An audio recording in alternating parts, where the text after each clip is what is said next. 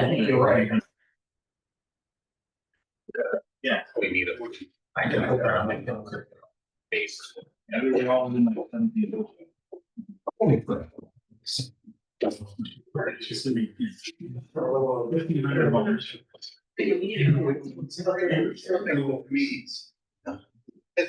So, oh, Rick's up. Okay, where's the next? Yeah. You guys ready? Yep. Okay, everybody, it is 7 o'clock. I would like to call the October 8th regular council meeting to order. Would you please stand for the pledge of allegiance? Pledge allegiance to the flag of the United States of America, to the republic one nation.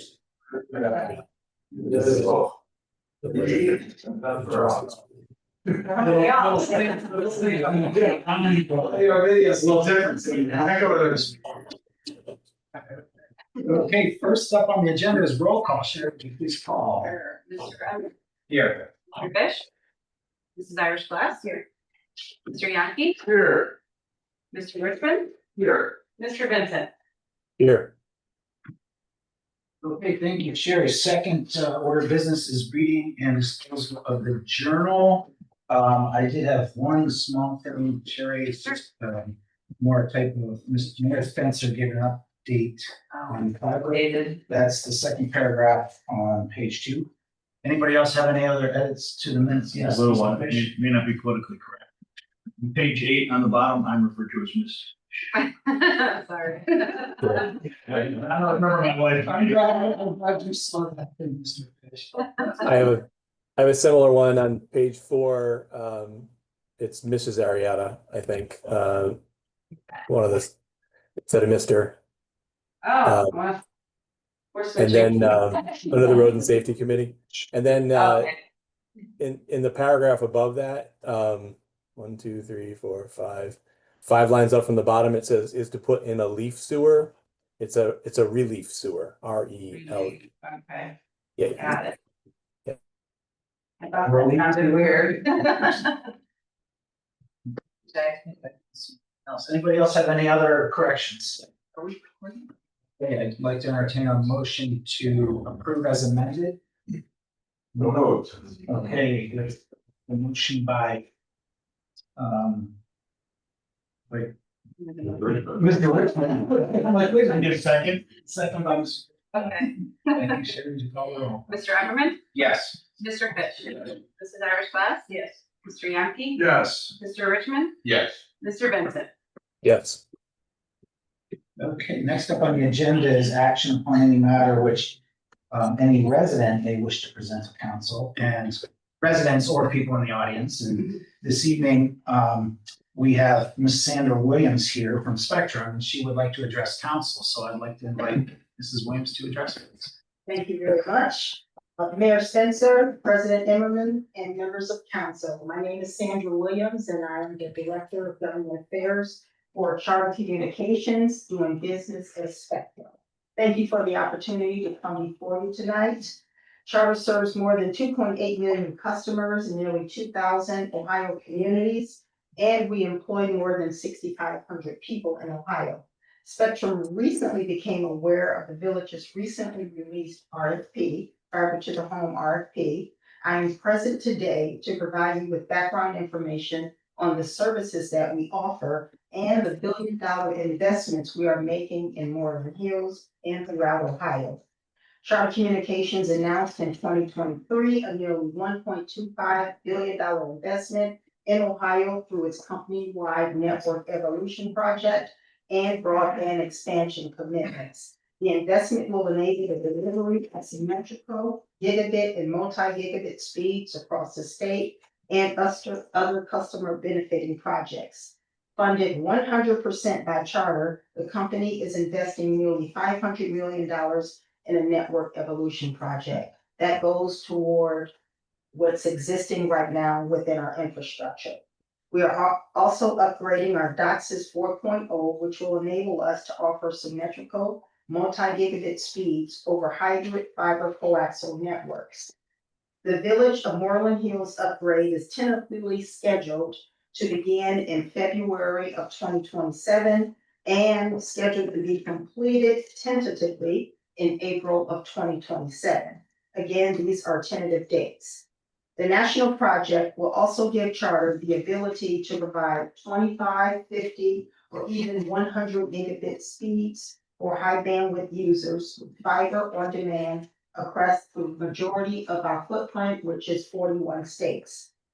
Through this multi-year investment in our network, we will ensure that customers across our entire Ohio area will receive even faster broadband speeds with the network security and reliability that you have come to rely upon.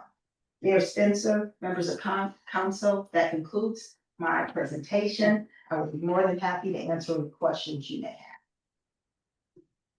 I do have a question. Yeah. So this is, did you say this is a fiber optic network that you guys are installing tentatively? This is an upgrade to our HFC, our hybrid fiber coaxial network. So for those areas where there is no fiber, there is no HFC, it will be all fiber.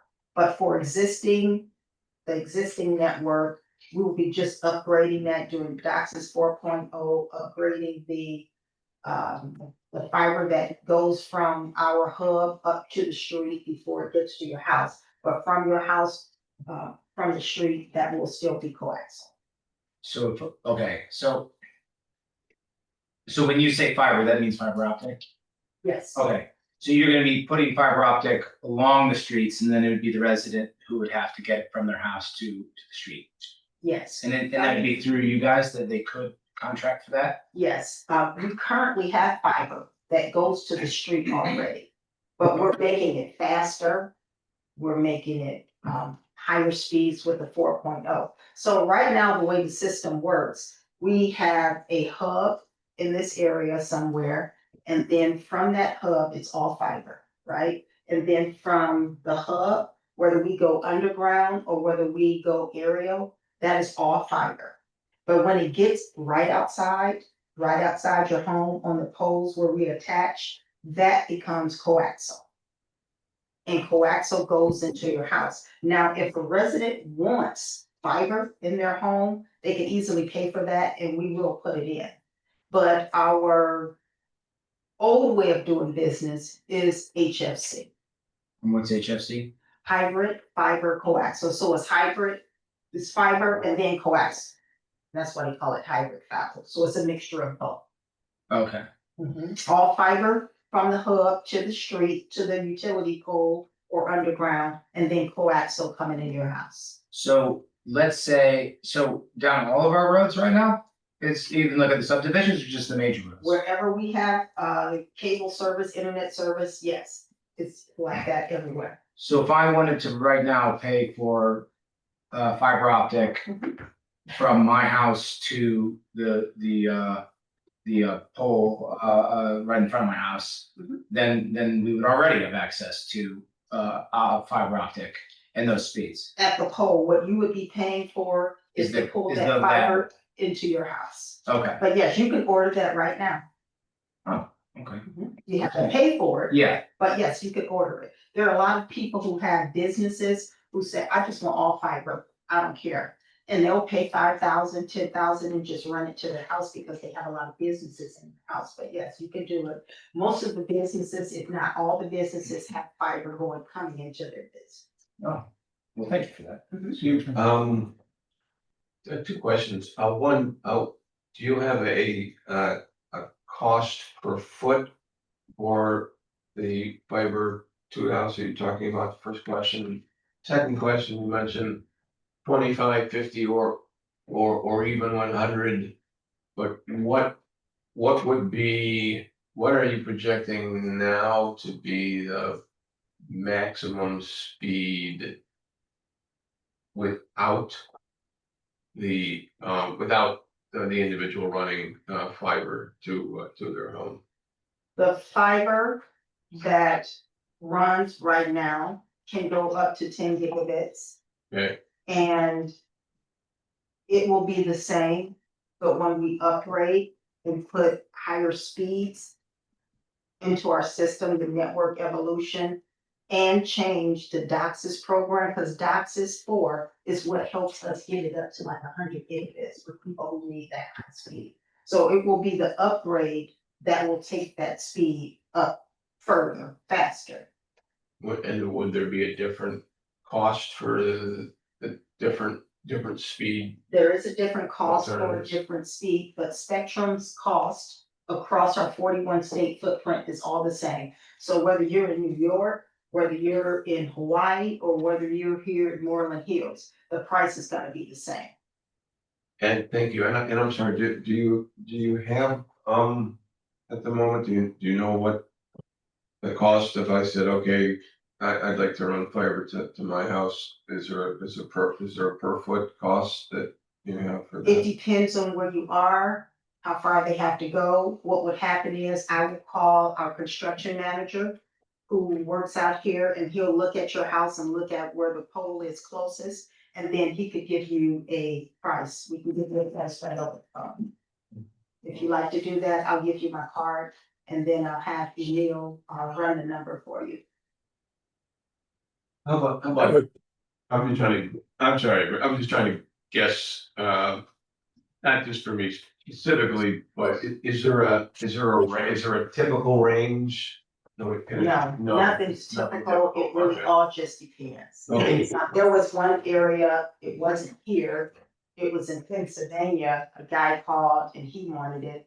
One guy's cost was a little over $5,000 to get it to his house. Now, there was another person where we built fiber. They had absolutely nothing in their area. We built the fiber and he saw it down the road and he wanted it because he was running his business there. And it cost him almost $10,000. But it was worth it to him because he wanted service, and all he had was that little machine that you can connect to your computer. And he wanted service, he wanted it to be fast because he was running multiple businesses. Thank you. I have a question. So you mentioned that you were aware of the RFP that we put out. Was there a reason why you didn't respond to the RFP if you're planning on doing this anyway? Sure. The reason Spectrum did not respond to the RFP is because we do not overbuild our own company. So if we are in an area already, we won't come in and build fiber in that same area to then compete against ourselves.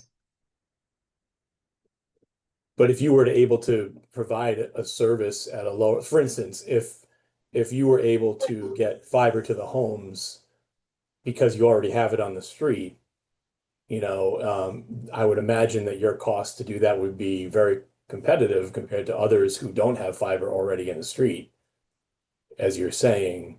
So I'm a little confused as to why you wouldn't try that out to see if you could compete against those that did respond to the RFP. It just doesn't line up for me. I'm having trouble understanding why this is the first time we've ever heard of this.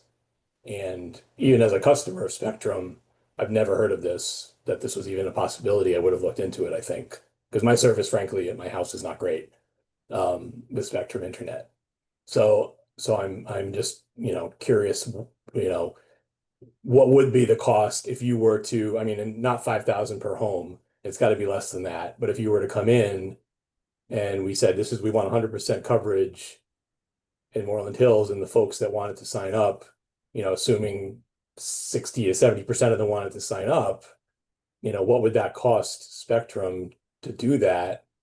Given that they already have all the infrastructure there on the street, and that part of the cost is almost nothing for you, I would assume. Is that something you'd be willing to figure out, I guess, is the question, because as you say, we are evaluating proposals right now. Sure. Well, let me just say this. I've been with Spectrum for 3.5 years, and we have in the past, when I first started, submitted a proposal to some other cities and some other communities RFP, and our prices were not much different than theirs. I cannot Okay. tell you why, but the way it Sure, works that's fair. with Spectrum, when there is a RFP that is released, it's my responsibility to know that there is an RFP and to send it to the business, and the business looks at the numbers and they make the decision as to whether or not we're gonna go. But in many cases, we normally would not run the system for ourselves. Most people want to run it, want the city or the community to run it.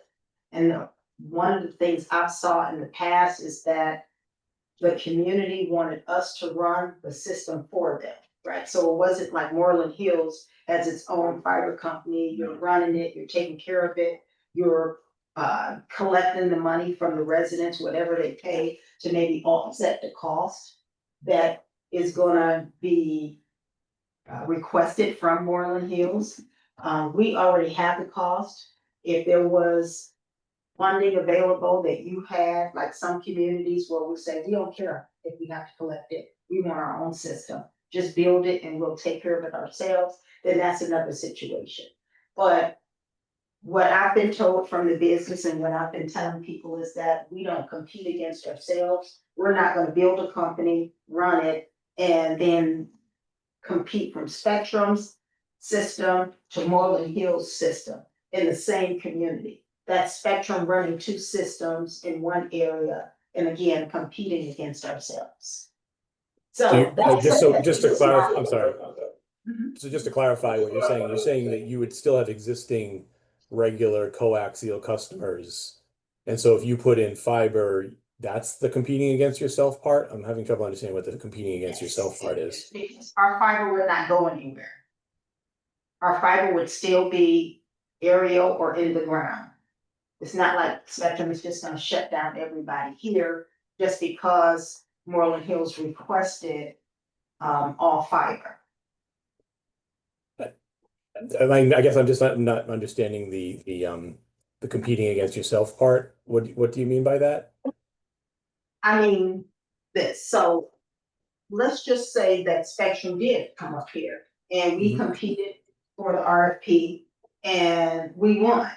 And then we would come up here and then we would run fiber throughout Moreland Hills. That's a whole nother infrastructure system. We're not, to my understanding, gonna then say we're not gonna use coaxial. We're not gonna get rid of that. So that means we now have coaxial and fiber. Okay, so those are the two systems you're talking about. Right, Okay. those are the two systems. Now, I have never had this happen. And maybe this would be a less expensive way to get where you're going. If a city or a community, a village were to say, hey, we want you to get rid of all your coaxial in our community, we'll pay for it because everybody up here wants fiber. Can you just get rid of that? How much would it cost you to just run fiber to everybody's house? Now that's a different scenario. And I haven't seen that scenario in any RFP that has come out, even the one that was released here.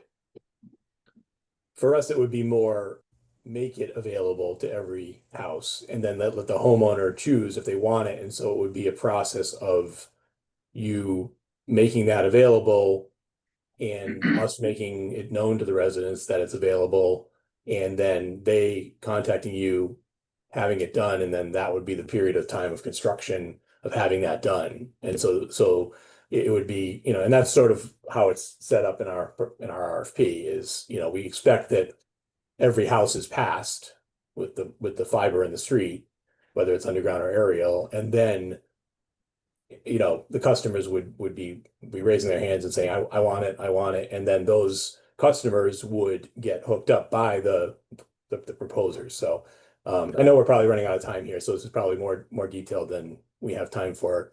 I can see the mayor getting a little antsy in his seat here. I'll stop asking questions. Sherry has my number, so if you want to call me, I'm gonna take these questions back to the business, but your point is exactly what I was saying.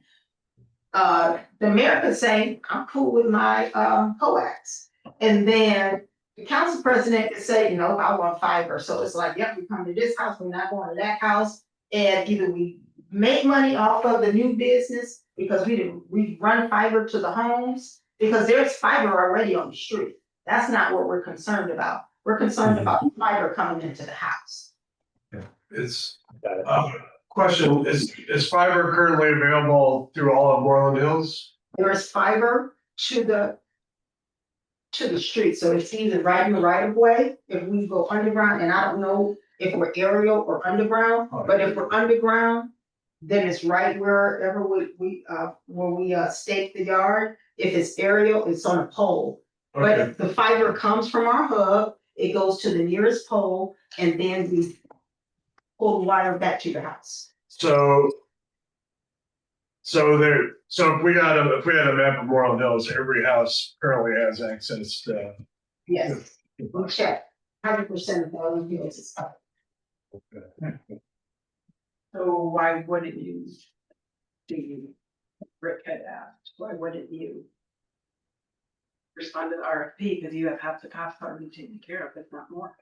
Because that would be us, again, competing against ourselves if we were to go and run fiber. You wouldn't be running fiber, you already have it there, you'd just be connecting the houses to it. Right, and that costs money.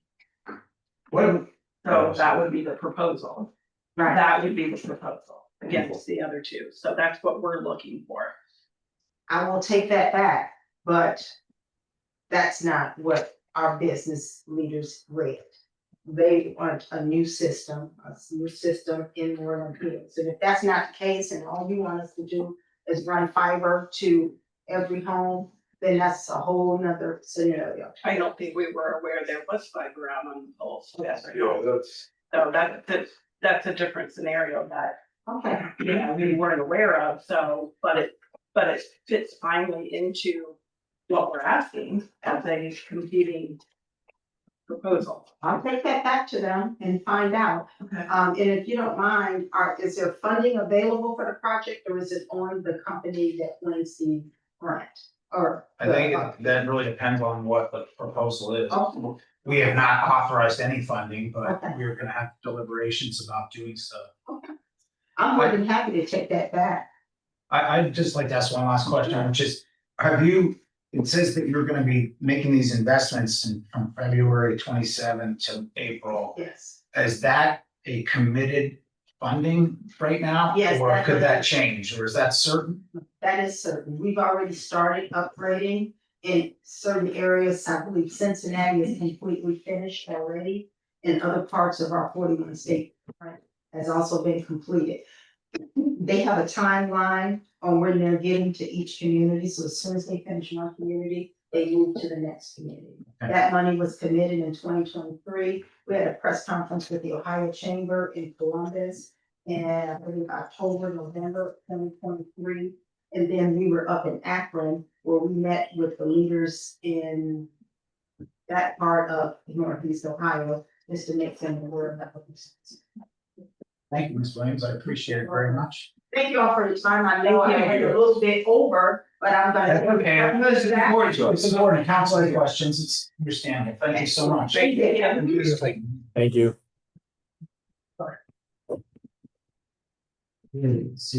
So any other residents here who wish to speak? I don't see any online. Just start. Anybody else wish to speak this evening before I move on? Okay, I will move on to reports and communications from mayor and other municipal officials. I just have a few things. We're gonna talk about fire in just a moment, but let me hit the other ones first. So we had last weekend head for the hills. I know a number of you were there. Perfect weather, very successful event, a lot of fun. I enjoyed the hike. And great job to the Parks Commission. So congratulations to Parks members and chair. It was a super event. We also had, since our last council meeting, I was looking, we were Moreland Hills as well. It's been a while since we had a council meeting. So we've had 2 community events. And the third one is coming up, and I believe it's the final of the year on October 25th, Fall Fest. So try to get a little plug for it at the Head for the Hills. We'll see. The Parks Commission gave out a flyer in the bag that was a giveaway. So I hope we get some good members out there or good residents out there. And we have good weather and we're excited for the hayride. So that's coming up. And then the last thing I was actually going to talk about the fiber project. since last meeting, we have been evaluating the proposals. We've had 2 calls with the primary 2 or the only 2 respondents. And on I don't know, what was a couple days ago, I can't remember. The folks that were on both calls got together to try to do some scoring, and we have some initial points of view from the folks on the call. Rather than going to it tonight, I thought the best thing to do is, and particularly in light of what we heard tonight, I think the best thing to do is to let's work on this a little bit more and have a more thorough discussion at committee of the whole next month. So we have about 3 weeks, because I think this is new information from Spectrum. I would say they failed to follow our process, number one, but it doesn't mean that if there isn't a viable solution that we shouldn't contemplate something, in my opinion. I would like Tom Reed, who's really our expert on this, to weigh in on this. Because I don't know what he would have to say about this. I don't completely understand what she described tonight, because I know their network is primarily coaxial. So now it's a blend of coaxial fiber. I'm not sure, I'm not a technical person, but I think we should do a little homework and then have a further discussion. And then I also am proposing, and I think I've told most of you this, even if it takes a little longer, when we get a point of view, as a mayor and council, I think we should have a public meeting and get input where we could present a point of view and get feedback. And it doesn't mean that's the final answer. We might get feedback that changes our answer, but I think this is an important enough decision that we should really take the care to do that. I see most people nodding their heads, so I think it sounds like you guys agree. So let's go that route, unless I hear otherwise from folks. We'll plan to do that. That's what I have for this evening. Do you have any questions for me? If we're gonna move it to the next committee of the whole, do you think Tom might have some availability? Yeah, I've already reached out to him and asked him. I haven't heard back. He offered to get on the Zoom tonight, and I just thought it was a little premature. So I said, hey, let me just update council where we are, and then let's prepare for the committee of the whole, because that we'll have more time. I mean, David, I hope you're okay with that. Oh, yeah. We'll have more time at that meeting Absolutely. to spend on this. Well, yeah, the Spectrum thing just threw a whole curveball. Yeah, that's been. Right, but they did have an opportunity to respond in some way, and they didn't. Was there an opportunity to ask questions before the response? I mean, sometimes these procurements or requests for proposals have like a question period while it was open. Yes, So like if they qualified, I mean, they could have asked the question. they did. She did call me, and I referred her to Tom, and Tom spoke with her. So Okay, so they did ask the question. They did ask. Okay, so that makes me cool. Yeah, I mean, I think the bottom line, my opinion from what you just said is the bottom line is they've got paying customers. They don't have to invest a dime in here unless they have competition, and they don't have competition right now. So I think that's really what's going on there. And that's what she's saying, compete against yourself. I think that's a nice way of saying, you're giving me $95 a month. Why do I have to, invest whatever it is to get fiber to your house so I can get $105 a month to you, so I think that the return on investment for them is probably very little.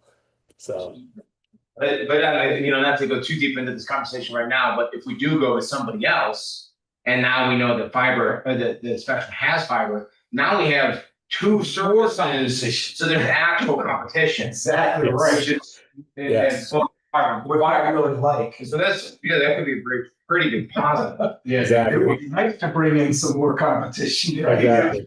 Be better for rates in the future. Good conversation when you call when they're trying to jack up your bill. Yes.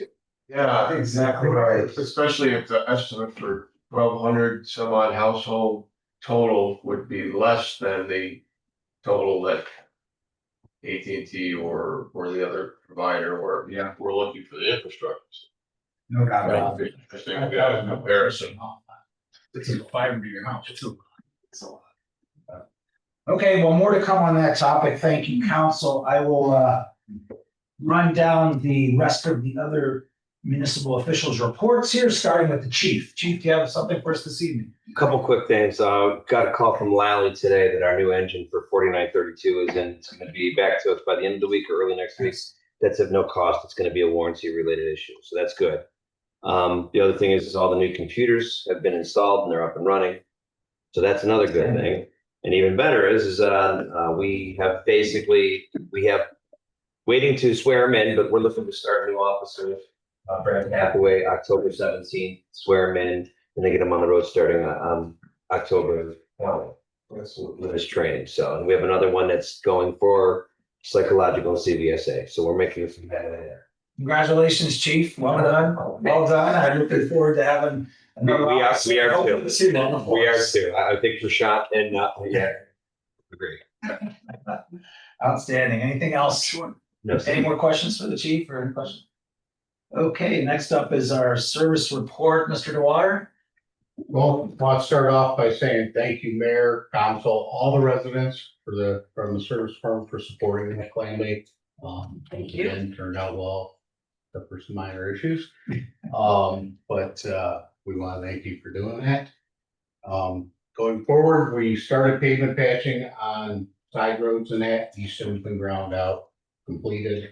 River Road's ground out, completed. I have some on Hemlock, and I have some driveway aprons to do by the end of this week. And then we're gonna drive around and get any other areas that Jeff has sent me completed. Wastewater, we have a second company quoting the pump replacement on Easton. They met with us out there this week. So we should have 2 quotes to review with you, Mayor and Jeff. Prashant, most importantly. And we'll go from there. And then tonight we do have the ordinance for the salt farm. All right. All right, any questions? Oh, Ted, just a quick, any comparison numbers for greening any hills this year versus last? Man, We just dropped off the material from the collection okay. this week, so we should be getting a report on that. Once we get that, we'll forward it out to everybody. I do know that they said, I think Ron said we had 183 cars, which was up from the spring. So, I mean, it continues to draw everybody in for dropping stuff off, and we're still getting a lot of unique materials that we thought you shouldn't see anymore since like the 70s, but we're still getting them. Great, thank you. All right. I'm trying to see, Ron, I thought texted us at least a number of cars, though. Yeah.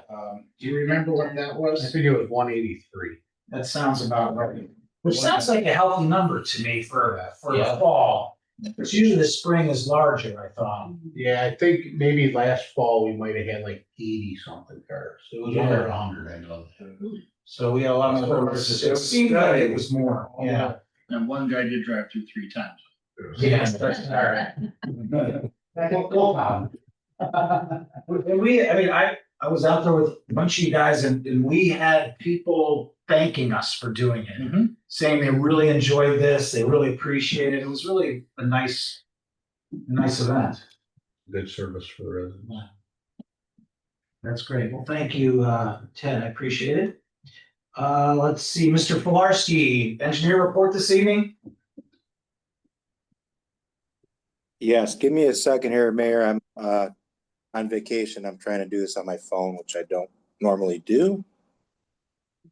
Well, thank you for attending. We appreciate it. You can be brief and then you can go afterwards. Thank Enjoy your goodness for vacation. Zoom.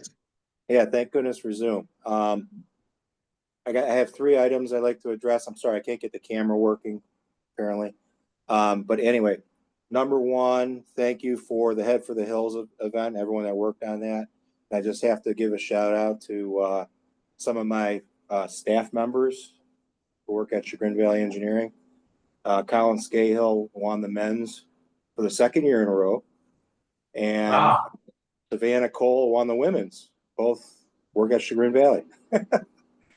So that's great. I didn't hear that until I asked them on like Monday what happened, and they told me. I'm like, awesome, that's so great.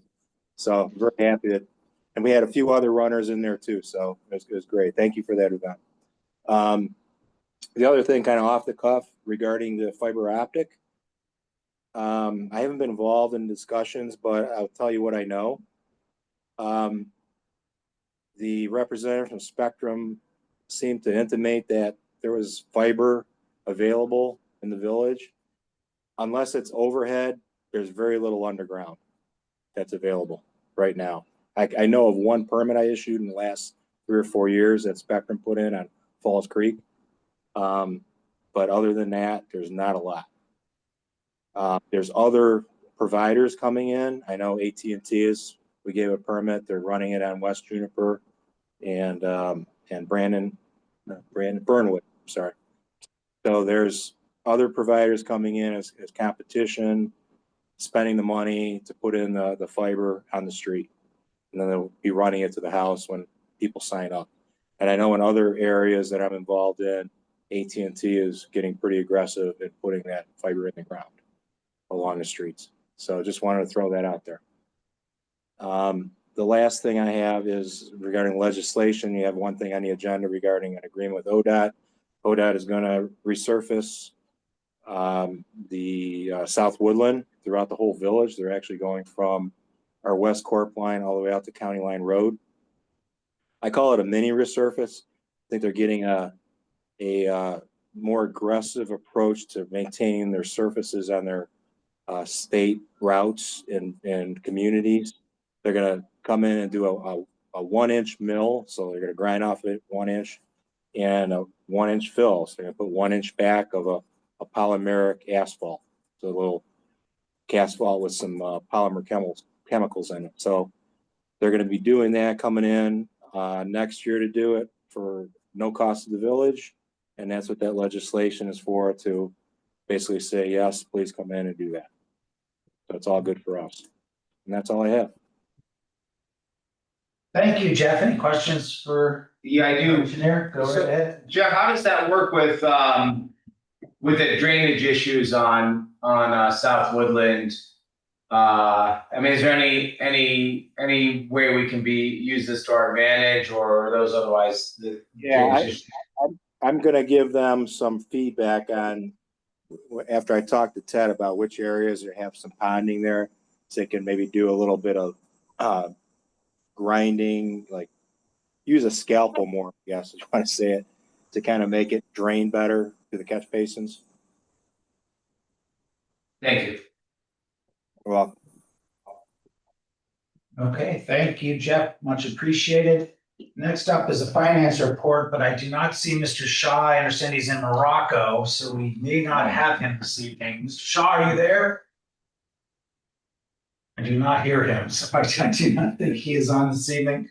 We'll have to defer a finance report till next time. So I will move to the building department report. Mr. Kowalczyk, I do see your name up there. Good evening. Thank you, Mayor and Council. All I have tonight is to ask Council support of Ordinance 2527. I never imagined I would have to issue a citation to a property owner to rent out their pool to the public. And I think this ordinance fine-tunes our language in the zoning code and gives us some additional tools in the building department should we ever run into this issue in the future. That would be our report. Thank you, Paul. Much appreciated. And last but not least, Mr. Hanna, do you have a law report this evening? I do not, Mayor. No law report this evening, so that completes our communications from mayor and village officials. So I will move on to appointments and confirmations. We have none this evening, unless I missed something. Okay. Communications, petitions and plaques, none this evening. So next would be reports of committees. The first would be the BZA and planning report, which was just recently met on October 6th. Mr. Richmond. Excuse me, thank you, Mayor, I do. Board of Zoning Appeals met on October 6th. It was a historical meeting because it was a 5-minute meeting in duration, which I don't believe has ever happened before. Typically, 45 minutes to 2 hours, and so it was a nice break. We did approve some conclusions of fact from 33435 Jackson Road that we heard the previous month, and some minutes, and that was it. Our planning commission was a little meatier. At excuse me, we first approved an accessory building at 34775 Miles Road, and exterior alterations at 40 Winterberry Lane. Both of those designs were approved by our reviewing architect, and our commission approved them as well. We also had Moreland Commons folks come in regarding revised plat, and the basic, there were a couple small things, not really substantive. The only substantive change was that the 3-unit townhomes that face after the berm, face Sugar and Boulevard, are going to be converted to 2-unit townhomes. I understand the I think actually the folks that wanted those townhomes just wanted more space. And I do understand the actual building footprint of the townhome units is slightly larger, actually, rather than smaller. However, the building department has looked and checked, as well as the engineering department, and there's no requirements that we had for that particular, the green space percentage and all the other requirements. None of those are affected by this change. We were reminded that actually the ordinance requires about 20% green space, and there's about 42% there. So certainly not coming close to making an effect. And the commission approved that revised plat. And then finally, we had the public hearing on ordinance 2025-27. No resident was either, actually, we don't have the online capabilities here, but no resident was in attendance, and no resident contacted any of the building folks regarding the ordinance. We did, though, as was the charging orders for the planning commission, we did discuss it amongst the commission members. First, my chief and our building chair and our assistant law director gave a brief synopsis, and then on a 5-1 vote, the commission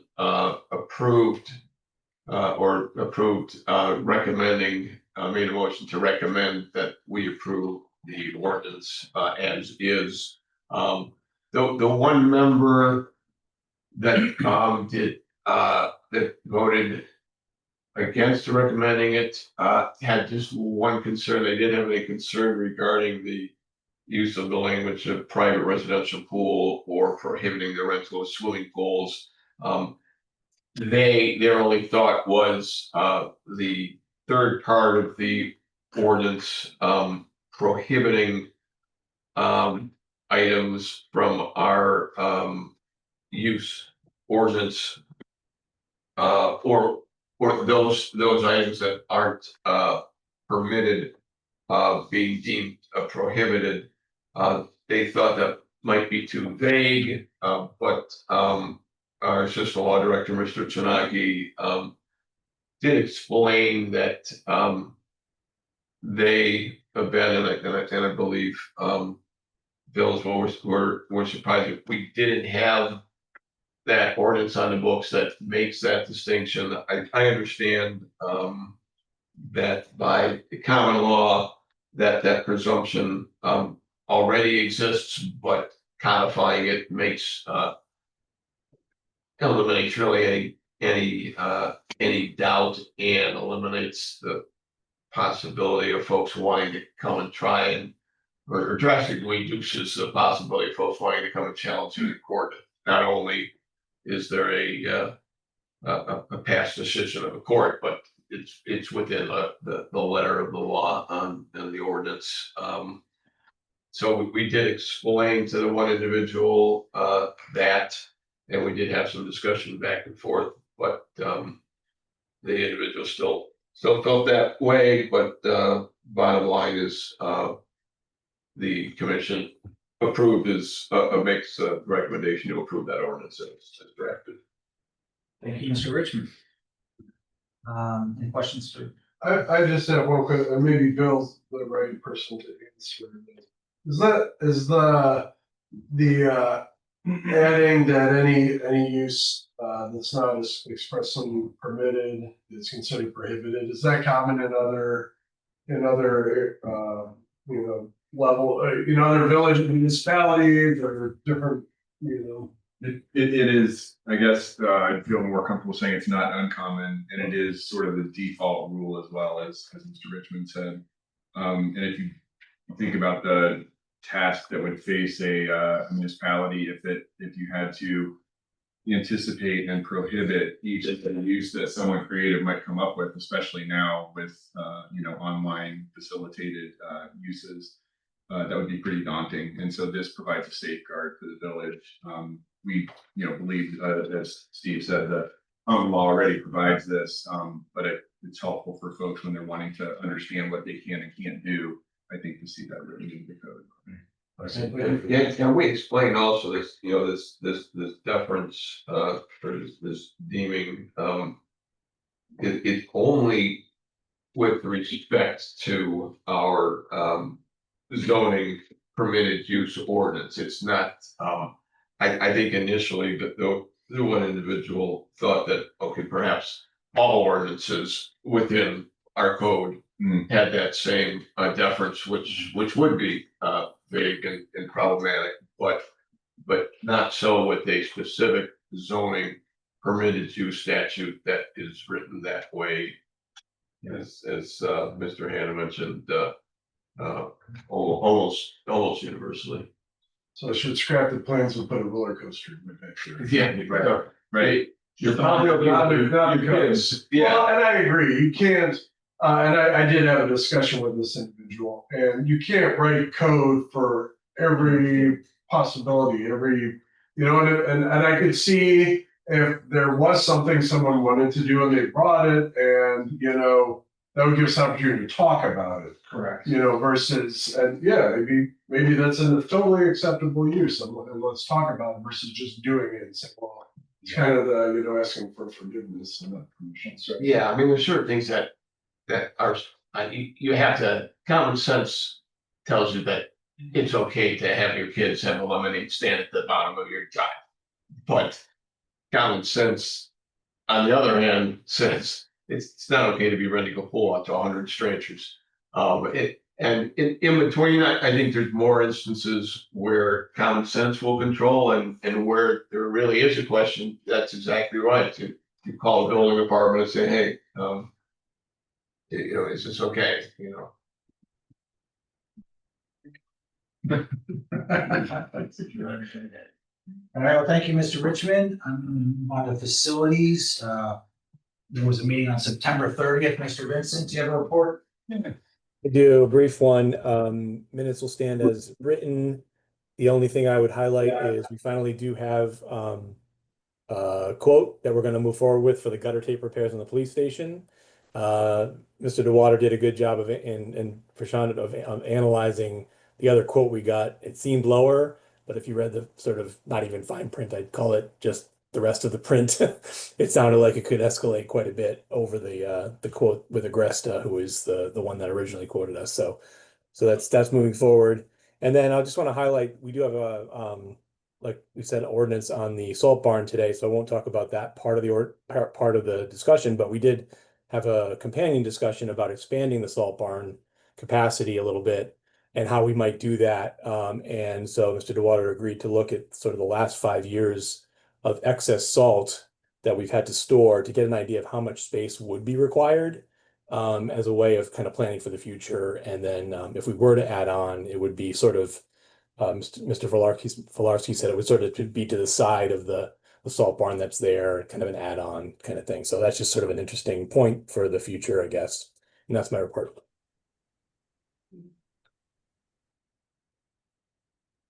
All right, any questions, Mr. Vincent? Nope, I will move on then to roads and safety, also met on September 30th. Mrs. Auersklass, do you have a report? Thank you, Mayor. Mr. Kolarski and Mr. Dewater shared some of the points I was going to make related to the meeting, but I will let the minutes stand, except I want to add that the recently replaced recycling truck, Mr. Dewater shared, is now in use. Yes. That's the decal. And decal, you Is can that see the it big right up flag back. that's out there? It actually on the side, both sides has the village website and a banner that says to go to that website for rubbish and recycling information. Does it So, have like a battery with a no? not on the truck, we're working on that for parts. That's it. That's all. Well, thank you, Mrs. Auersklass, and yes, Ted, maybe we can discuss that the next roads and safety. I did notice that in the meeting minutes, so we should make sure we do that the next one. That would be great. We can talk about some of the communication things we're talking about. That'd be great. Thank you very much. Okay, the next is the Parks Commission report. There was a meeting on September 15th. Mr. Yonke. Thank you. Well, that was the last meeting prior to Head for the Hills, so you could imagine that was the bulk of the discussion was that. Just to echo the mayor's sentiments, thank you to the service department, the police department, the Parks Commission. It was just an amazing event. Weather was perfect. I want to say we had around 100 participants between the run and the hike. I think we had 71 sign up for the 5K. So I think the most we've done is 140, but 100 was still a good number. Well attended, everyone had a lot of fun, and again put Fall Fest on your calendars for the 25th. I think 1 to 3, I believe. I think it's 1 to 3 because trunk or treat, which Trunk or treat is right after, right? Did you see it? I signed us up. Okay, so the Yeah. village has signed up. Yeah. I guess I'll add to put that on your calendar, and we'll hand out candy as we have in the past. They're doing it different this year, though. They're doing it in a daytime, Yes. on a Saturday. Yeah. Yeah, seven game. Yeah. Oh. My costume. I just have one comment. Something that the police were talking about, because I was standing down at the road, so just a thought. There was some concern because the very last contestant was pushing a regular stroller with 2 larger children in it and was way, way behind everybody else. So the officer following the group was basically following one person and couldn't get to protect the main part of the group. So I don't know if there's a way to solve that issue. Because what happened then is when the first officer came in, he actually backed around and went behind the other group. So there were 2 officers in following. But just the fact that you had one person that was so much behind the other people, it did create a little bit of a safety concern. Thank you.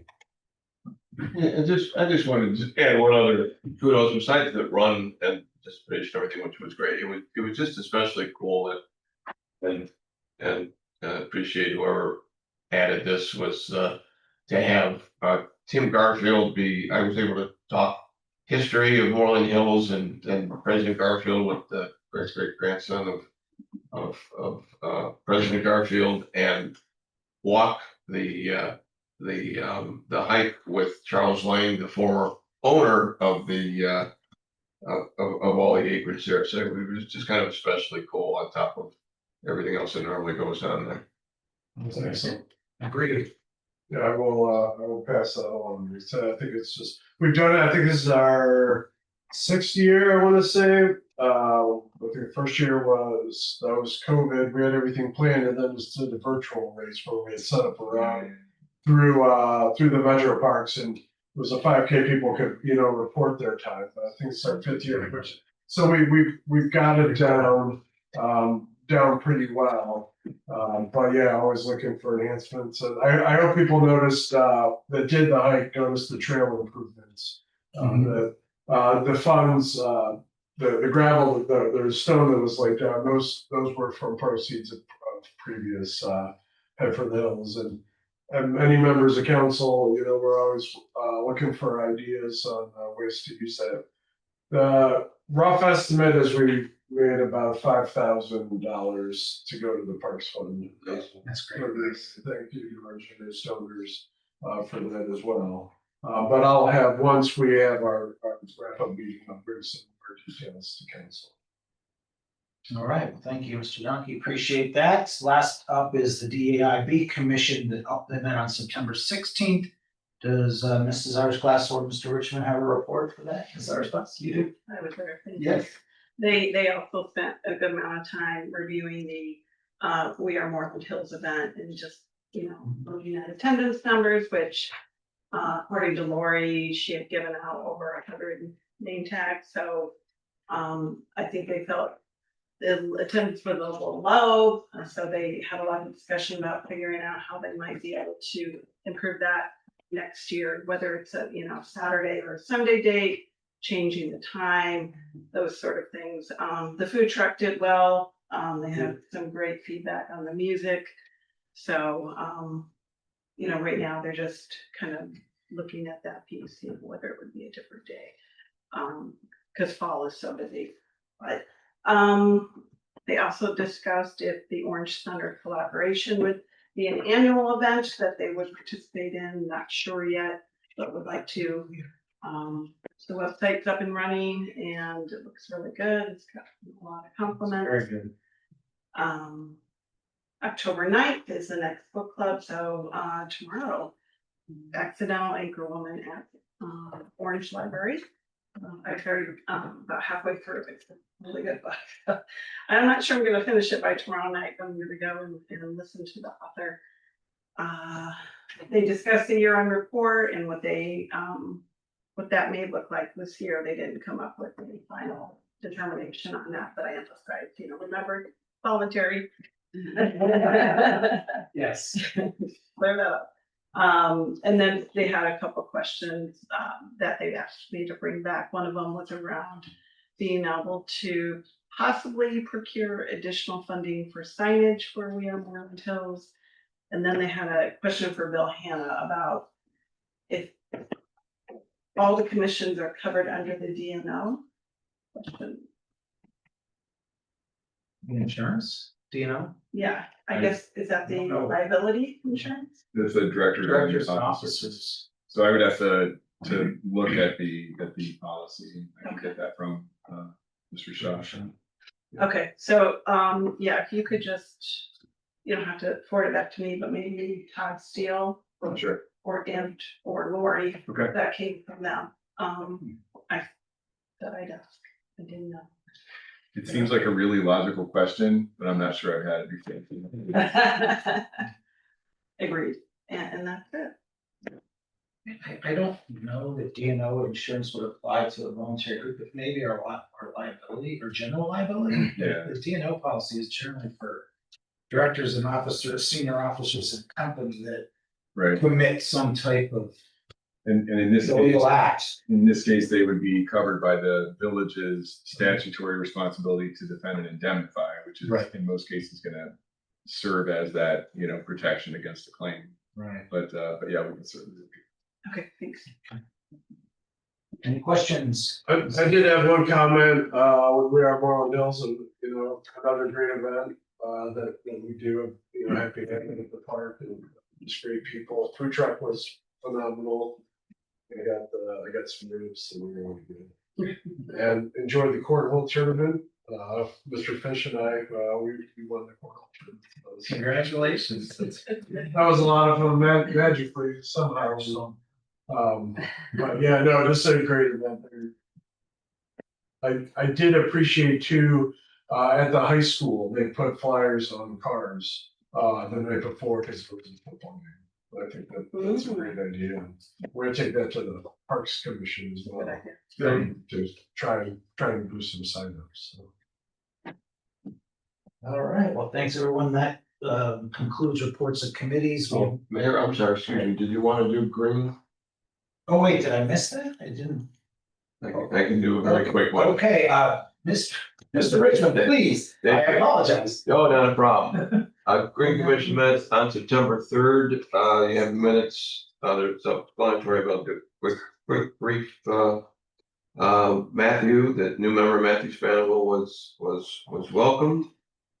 Mayor talked about the positive comments, so far with the no mow wildflower areas. Ted talked about the, recycling, can audit. They're currently, they're working on, Ms. Melly is working on a flyer to help provide information on reducing waste at events at the pavilion and other rented spaces. October 25th, reminder, I think it's at 5:30, the Orange High School is a Ripples of Plastic movie screening. And there was talk regarding potential future events. Some ideas were plant sale and or women's sale, like the old women's committee used to do. And that's basically the. Thank you, Mr. Richmond. I appreciate that report.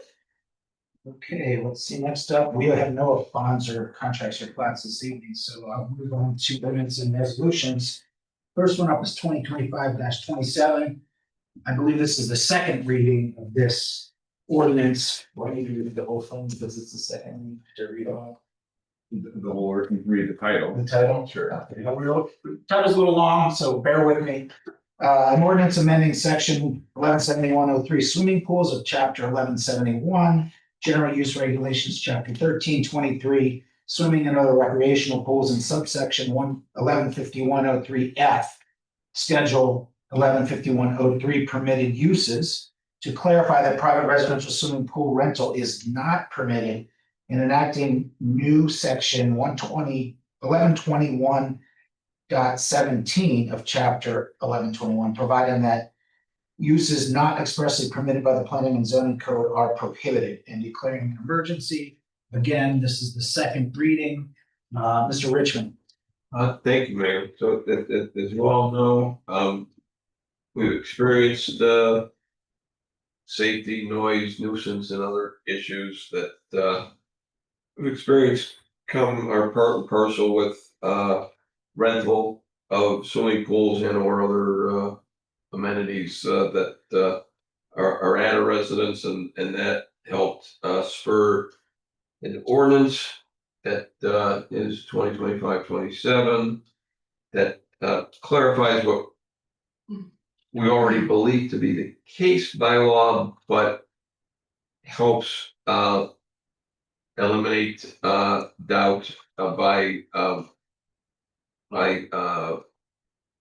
incorporating it into our statute, and it basically being that when we have pool ordinances, we have, the ordinance clarifies that we are referring to private residential pools, not commercial pools.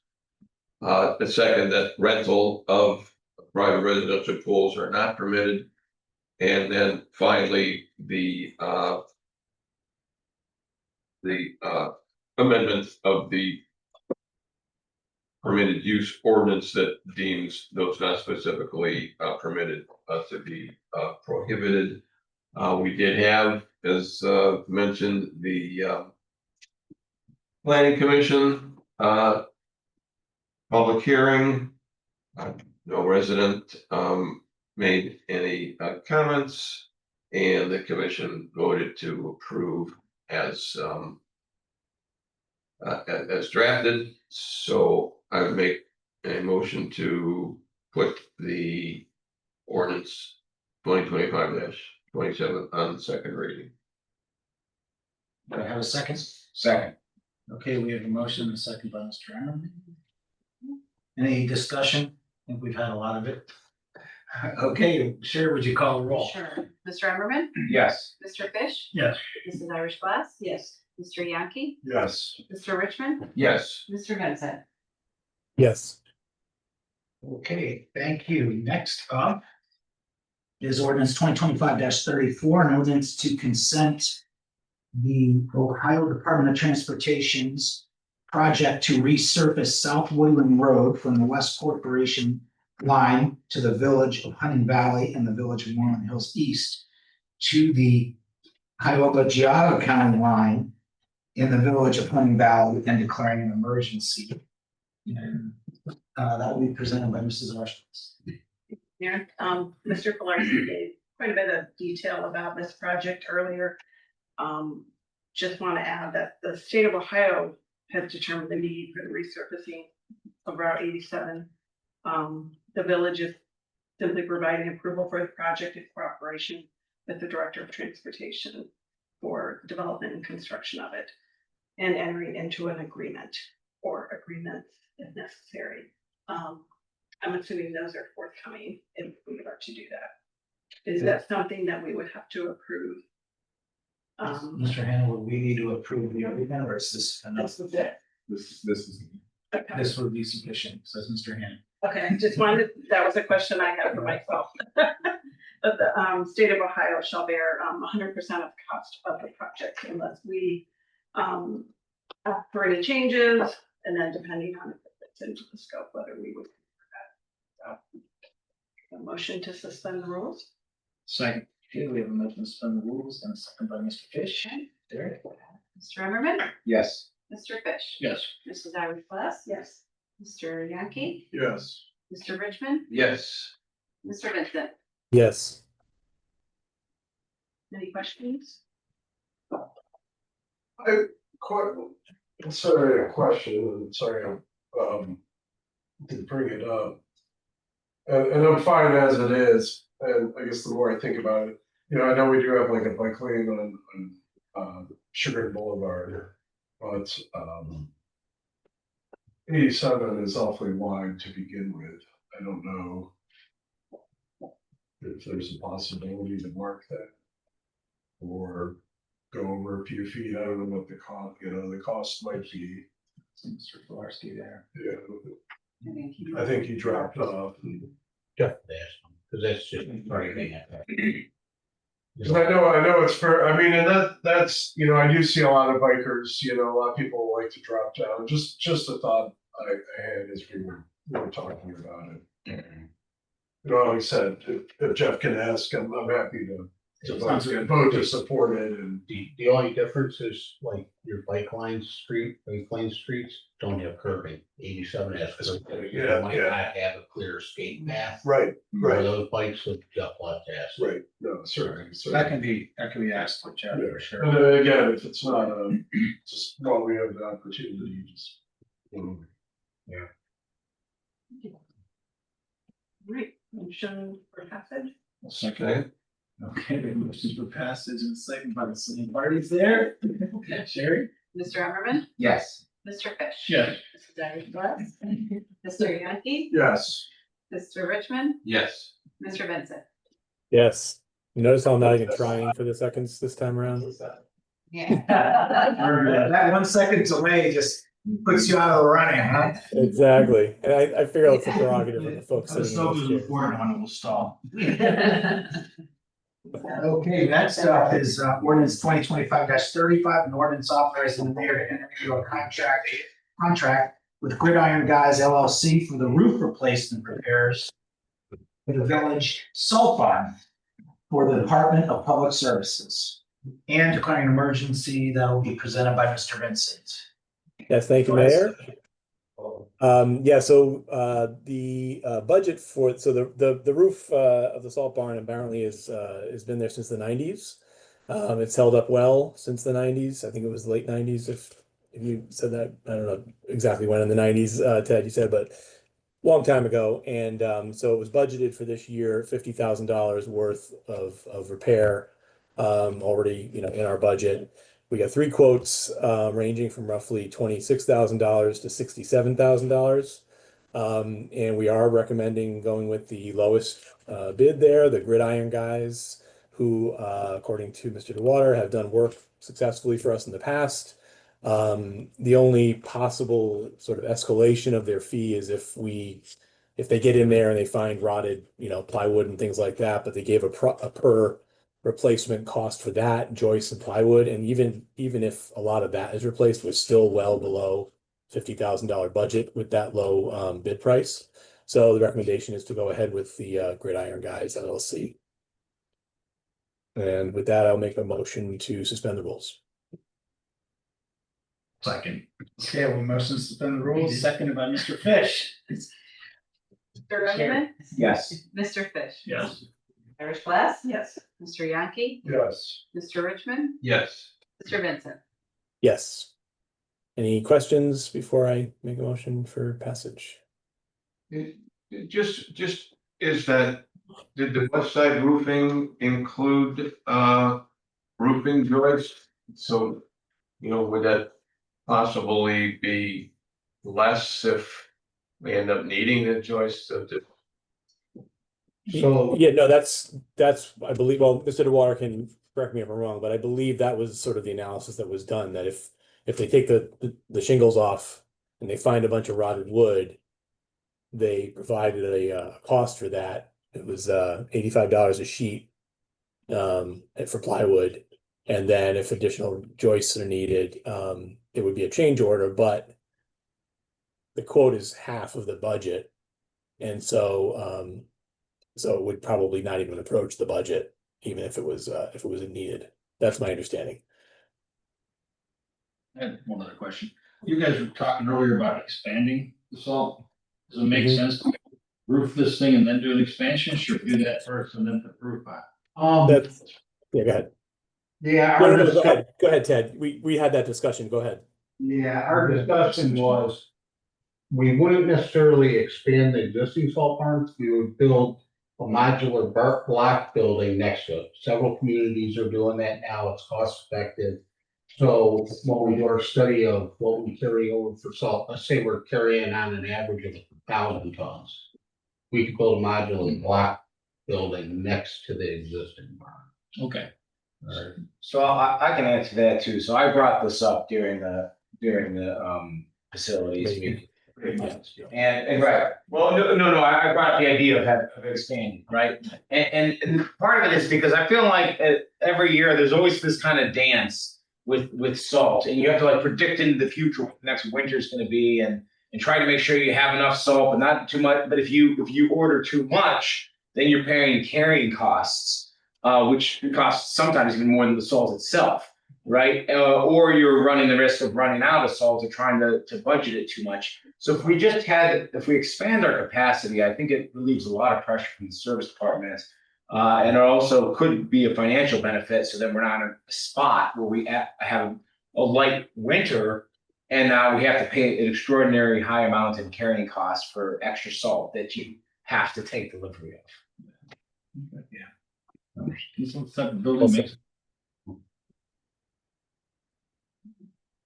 Okay, where were we? Did we do a? No, it's fine.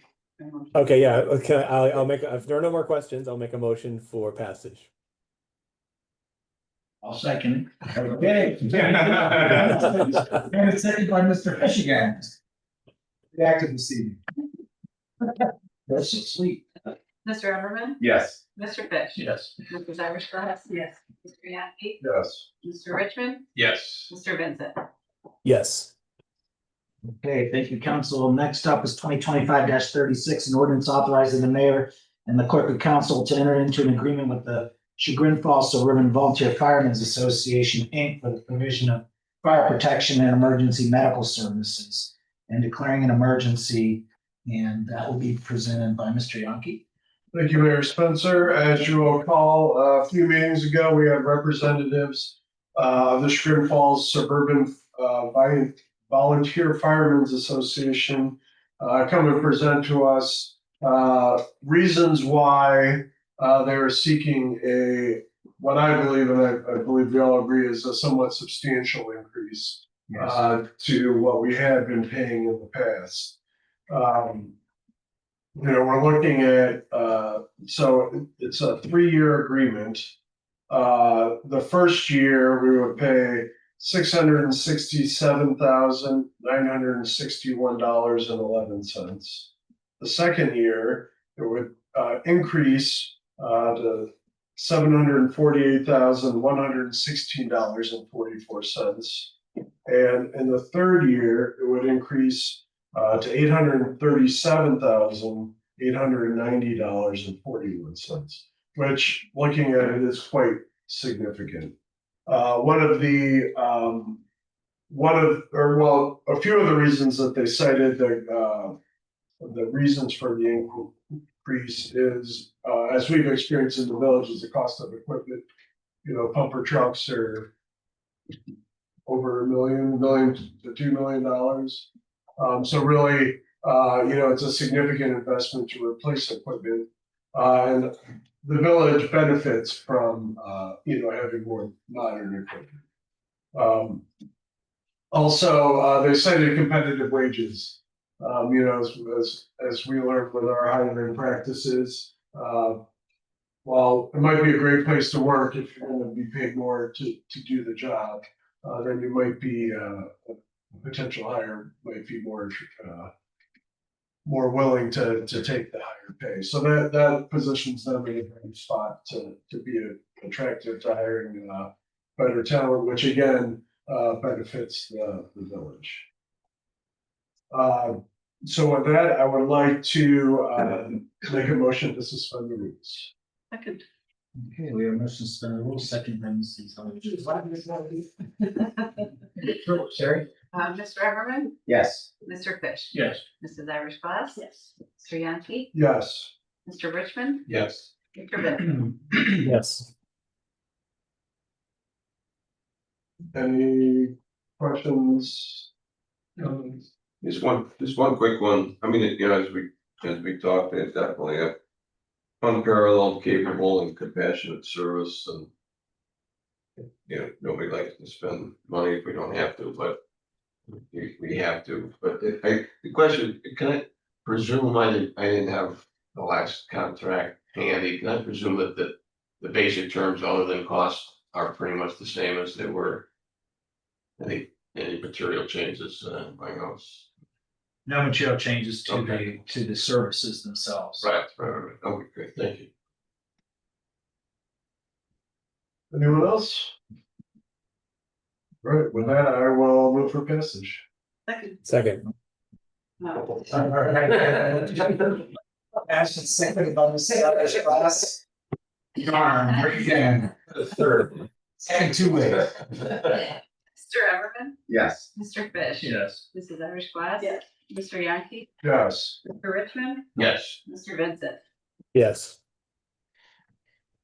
Okay, thank you, council. Next up is 2025-37, resolution requesting the county fiscal officer to make advances from the proceeds of real and personal property tax levies and special assessments during the fiscal year 2026 pursuant to the Ohio Revised Code, section 321.34, and declaring an emergency. And Mr. Fish, I hope you had a chance to talk to Mr. Shaw about this one, although this happens every year. Yeah. So we should. I did reach out, Scott, but I did not get a response. How they always I understand why.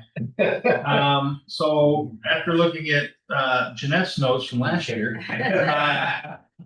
every year anyway, it sounds like it's giving them permission to request monies early so that when they do arrive in April and again in September, we get those money in a timely manner. That's correct. That's my understanding. Okay, now That this is is correct. You do not get the money unless you ask. Yeah, all right, so this is a resolution, but it does say declared emergency, so I guess I'll ask to suspend the rules. Second. Okay. You can't think of yourself. Second by Mr. Allen. Mr. Everman, Yes. Mr. Fish, Yes. Mrs. Irish Glass. Yes. Mr. Yankee, Yes. Mr. Richmond, Yes. Mr. Vincent. Yes. Questions, good luck. All right, with that, I would, I guess we really does have a question, I would make a motion to pass. Second. Okay, we have a motion to pass seconded by Mr. Richmond, I believe that time. It was close. Sure, yeah. Mr. Everman, Yes. Mr. Fish. Yes. Mrs. Irish Glass. Yes. Mr. Yankee, Yes. Mr. Richmond, Yes. Mr. Vincent. Yes. Okay, and the final ordinance this evening is 2025-38. An ordinance providing additional appropriations, transferring items already appropriated and declaring an emergency. And this will be presented by our council president. He loves these. He presented these for years. For years. And he's taking a break and he's back. What was this other time? There was just enough for us each to get one, so, so we each got an ordinance this time. So there's just one, other than the police pension fund, and it's $500,000 for the service department. This is related to the recycling truck that caught fires. Everybody knows we did get insurance for a portion of that. I believe it was $263,000. Was it 263 or 273? They received a check for 263. 263. So 263, and then the total amount was 475. 68. 468. All right, that was close to the second one. So not the whole thing, right? But I still think that it's a pretty good amount that we got from insurance. And as we explored in the past with the rubbish trucks, and whether we purchase or whether we outsource this, I think we've all seen the value in our service department and taking care of our village and appreciate the service that you guys do. So, that's the one additional appropriation. So with that, I'll make a motion to suspend the rules. Second, Very much suspended, seconded by Mr. I'm trying to get with you. Mr. Everman? Yes. Yeah. Mr. Fish? Yes. Mrs. Irish Glass? Yes. Mr. Yankee? Yes. Mr. Richmond? Yes. Mr. Vincent? Yes. I'm moving passage. Second. That's it, second by Mr. Vincent, he made it. Mr. Everman? Yes. Mr. Fish? Yes. Mrs. Irish Glass? Yes. Mr. Yankee? Yes. Mr. Richmond? Yes. Mr. Vincent? Yes. Thanks for giving me the garbage truck. Big expenditure. Okay, that concludes our legislation this evening. I'll move to miscellaneous business. Something I have is, boy, it sure felt like fall this evening coming over here. And I wore my fall vest because I feel it like the first time. I know, I feel like it's really coming on. So, anyway, that's all I got. Anybody else have other miscellaneous business? I had one, and unfortunately Jeff wrapped up, but I wanted to at least be able to get a response, either to the resident or on Jackson, over by the village border. There's depression in the asphalt. I know the water department. Mr. Water actually can probably give an update on that. Okay. So we know this is by the Melly's house at Meadowville and Jackson. Actually, Jeff and I met out there yesterday morning. This has been going on since last November, is when the payments started to have a depression. So the Melly's reported a water leak. The village reported a water leak to Cleveland Water. Seemed like once a month for 5 months. Cleveland Water came out. They dug to see for a leak, and I'm talking they dug a big hole. No leak. That's what they told us. They told us they would monitor it to find a leak. So stayed wet. The area actually is wetter now than when they originally dug it. That's depression came back. Melly's yard is probably a 20 by 60-foot area of soup. So we met out there yesterday with Jeff with Cleveland Water standing by there. It's not a Cleveland Water leak, and that it can be groundwater just raised up. We're proposing that we put in a new catch basin closer to about 20 feet away from the orange border, and then 80 foot of under drain. And then there is a storm sewer on the south side of Jackson. So we'll cut a road cut over to the south side to join into an 18-inch storm sewer. We'll also put an under drain under the road so that, we could catch any of that water. Jeff and I still feel, and I think Melly's feel, that it is a clean water. We still feel that way. They're just not able to track it for some reason. I did ask Melly's if Cleveland Water even suggested that maybe it was their house line that maybe they should have their house line tested, but Cleveland Water never indicated that to them. Can you die test that? I believe they can trace that from in the house. They would have to shut off the curb valve. I meant going the other way. Are you allowed to die test it going the other way? Barley? That I don't know if they can do. They can do an air test from their line Okay. to see if it's leaking the other way. But they would shut off the curb valve and then connect into their house and go the other way to see it. It'll have pressure. They would charge it and see the whole. But Clean Water didn't recommend that to them. But Melly's did give me pictures, and I showed the mayor where their water lines in their house, they put PEX plumbing, they're changing color. They're getting discoloration in their appliance. Could it be just the minerals in the water line or stuff in the water line? Yes. But if that was the case, I would think we'd be hearing from other residents that their appliances are changing color too. And we haven't heard that. All right. So we're looking at addressing this. Jeff, actually, I showed the mayor before the meeting, already provided a plan for the work to me. I did let the Mellies know that we're going to do this, we're looking at this. It will be just tied into the drainage program that we approved Jeff to develop.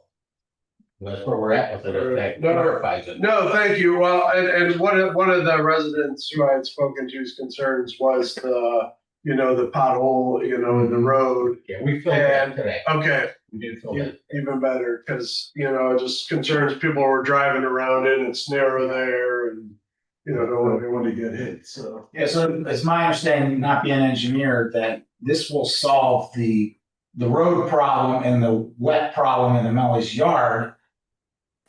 But it may not solve their house problem if it truly is an issue that the water company. Are you sure it solved the road problem? Because if there's still water leaking under the road before your catch basin. We'll actually drain the water away.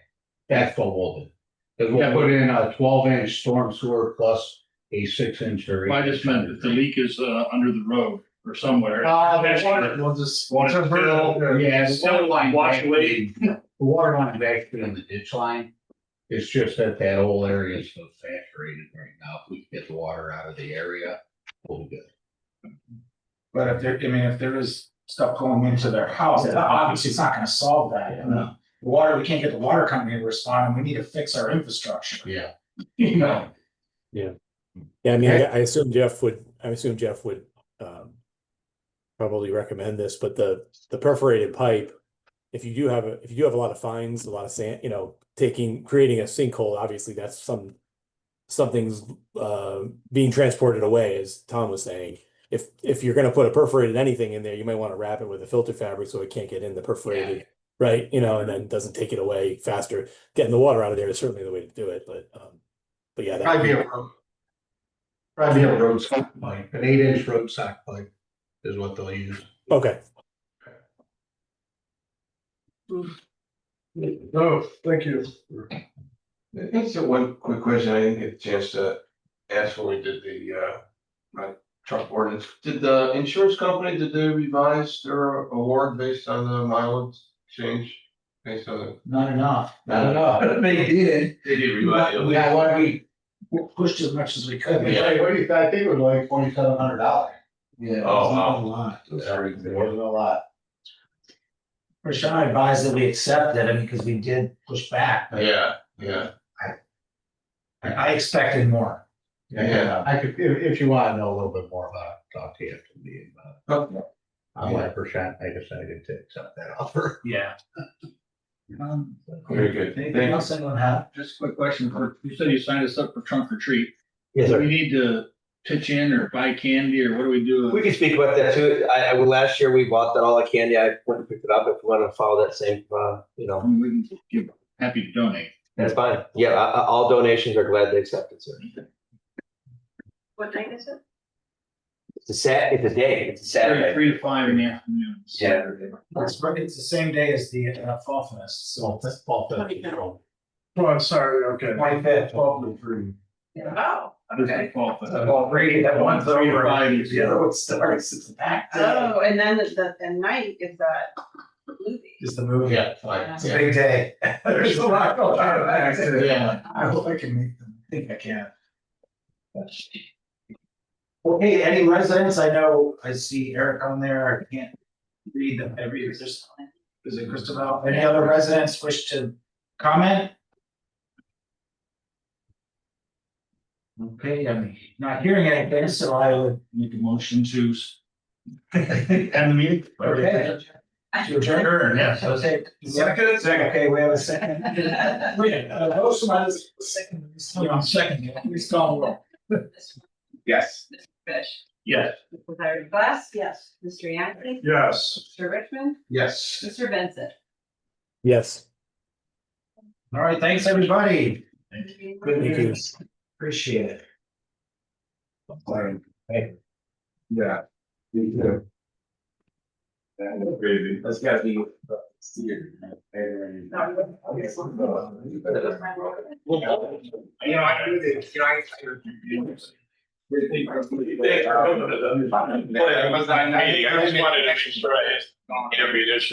No, I completely agree. Yeah, I don't mind doing those sometimes, but it's, you know, yeah.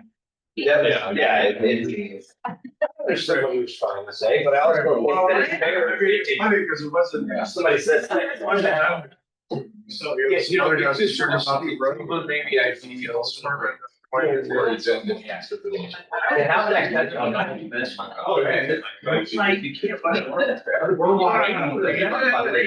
Because when we were trying to bring about this, the, for what?